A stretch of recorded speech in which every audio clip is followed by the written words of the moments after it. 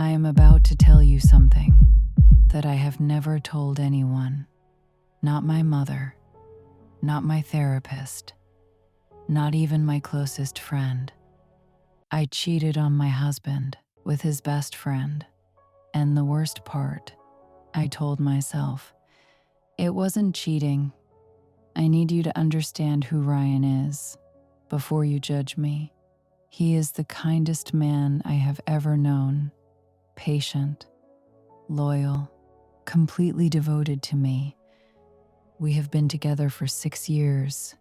We have a child together, a home, a life that most women would call perfect, and I threw it away for a feeling. About 4 months ago, Ryan and I decided to open our relationship. It started slowly, meeting other couples, new experiences, and Ryan was fine with it. But me, I wanted something more. I did not just want physical connection. I wanted to feel desired, wanted, chosen by someone who looked at me like I was the only woman in the room. Ryan looked at me that way once, but 6 years changes things. Comfort replaces passion. Routine replaces excitement. And I was hungry for something I could not name. Ryan understood, because that is who he is. He told me, if you want a boyfriend, I am okay with that. But we have one rule. I approve your partner's. You approve mine. One rule. That was all he asked. And I agreed. I meant it when I said it. I really did. Then Marcus came back to town. Ryan's oldest friend.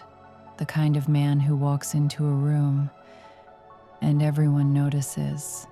Ryan was so happy to have him back. He trusted him completely, told him everything about us, our lifestyle, our arrangement. And Marcus listened. But he was listening to more than just the story. He was watching me, and I was watching him back. I told Ryan the truth once. I asked him if Marcus could be my partner, and Ryan said no. He said, Marcus is my best friend. If this goes wrong, I lose him forever. And I looked at my husband, the man who trusted me with everything, and I said, I understand, but I did not understand. I had already made my decision. The first time Marcus and I were alone together, I told myself it was just talking. The second time, I told myself it meant nothing. By the third time, I had stopped telling myself anything. Every time Ryan was away, Marcus was there, in our home, in the life Ryan and I had built together, while our child slept down the hall. And I felt nothing, no guilt, no shame, just the feeling I had been chasing, that dangerous, intoxicating feeling of being chosen. But feelings lie, and last night, Ryan came home with questions in his eyes. I saw it the moment he walked through the door.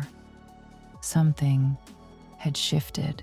He sat down across from me, and he asked me directly, is something going on between you and Marcus? I looked at my husband, the man who had given me everything, who had loved me without conditions, who had trusted me even when he had every reason not to. And I lied. I looked him straight in the eyes, and I said no. But Ryan kept pushing, quietly, calmly, the way he does everything. And something inside me broke. I told him the truth, all of it. The months, the lies, the times. every single detail, and I watched my husband's face change forever. I have never seen that look before, and I never want to see it again. He was not screaming. He was not throwing things. He was just quiet. The kind of quiet that is worse than screaming. The kind of quiet that means something inside a person has gone completely still. And I realized in that moment what I had actually done. I told him, "We have an open relationship. This should not be that different." And Ryan looked at me with the saddest eyes I have ever seen and said, "We had one rule, Sarah. One. And you chose the one person I specifically said no to. And then you lied to my face. For months. That is not our arrangement. That is betrayal." I had no answer because he was right. I had told myself so many stories that it was not really cheating, that Ryan would understand, that the rules of our relationship made it acceptable. But sitting there, looking at the man I had broken, every single story collapsed. I had not broken a rule. I had broken a person. Here is the truth nobody wants to say out loud. Opening a relationship does not fix what is broken inside you. I thought I wanted excitement. I thought I wanted to feel desired. But what I actually wanted was to feel something I had stopped allowing myself to feel with my own husband. And instead of telling Ryan that, instead of being honest, I went looking for it somewhere else, behind his back, with his best friend, and I called it freedom, when really, it was just cowardice. We have a child together, a home, a life Ryan built with his bare hands for us. And I do not know if any of it will survive this. Ryan has not spoken to me since last night.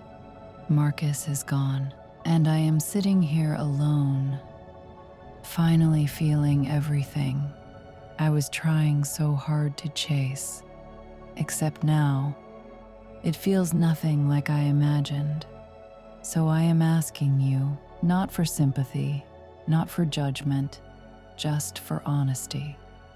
Have you ever destroyed something real, chasing something that was never really there? Have you ever hurt someone who loved you completely and only realized it when it was already too late? Because that is where I am right now, sitting in the silence my husband left behind, wondering if love can survive the kind of truth that changes everything. Tell me what you think. Tell me what you would do, because I genuinely do not know if there is any way back from this. Drop your answer in the comments. I read every single one. Stay aware and never ignore what you feel, because the moment you start hiding things from the person who loves you most is the moment you start losing them. I just did not know it until it was already too late.